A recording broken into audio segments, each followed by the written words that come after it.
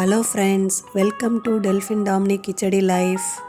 இன்றைக்கி நம்ம என்ன செய்ய போகிறோன்னா கம்பு இட்லி, கம்பு தோசை இதான் செய்ய போகிறோம். இது எப்படி செய்யலான்னு பார்க்கலாம் வாங்க. அதுக்கு நம்ம ஒரு பாத்திரத்தில் 3 கப்பு கம்பு எடுத்துக்கலாம்.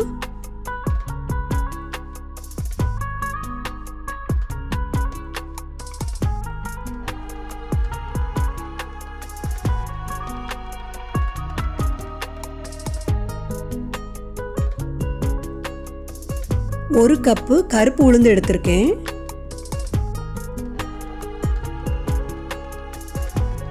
ஒரு கப் மட்டா ரைஸ் எடுத்திருக்கேன். இந்த ரைஸ் தான் எடுக்கணும்னு அவசியம் இல்லை, நீங்கள் இட்லி அரிசி கூட எடுத்துக்கலாம். 2 ஸ்பூன் வெந்தயம். எல்லாத்தையும் போட்டதுக்கப்புறம் இதை நம்ம தண்ணியில் நல்லா கழுவி எடுத்துக்கணும்.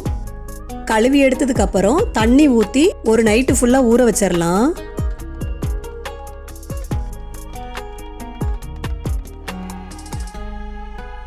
காலையில் மிக்சியில் போட்டு இதை அரைச்சி எடுத்துக்கிட்டேன் நான். எப்பொழுதும் போலதாங்க நம்ம நல்லா மாவை புளிக்க விட்டுட்டு அதுக்கப்புறம் இட்லியோ தோசையோ எது வேணாலும் ஊற்றிக்கலாம். தோசைக்கல் சூடானதும் அதில் நெய் தடவி விட்டு 2 கரண்டி மாவு ஊற்றி தோசை சுட்டுக்கலாம்.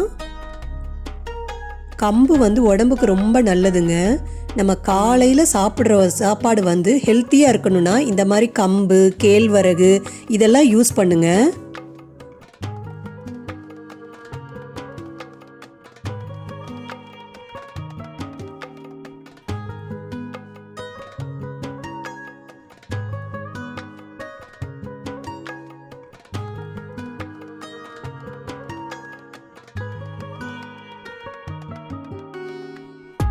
தோசை நல்ல மொறு மொறுன்னு நல்லா டேஸ்டியாக வந்திருக்கு. இது கூடவே சாம்பார் சட்னி வச்சு சாப்பிட்டோம்னா சூப்பராக இருக்குங்க.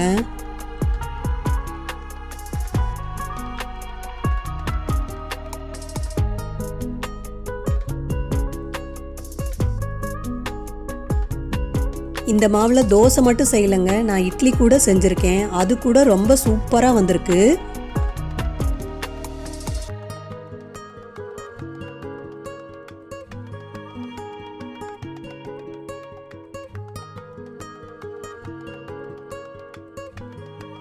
இட்லி நல்லா சாஃப்டாக வந்திருக்குங்க, செம்ம சூப்பராக இருக்குது.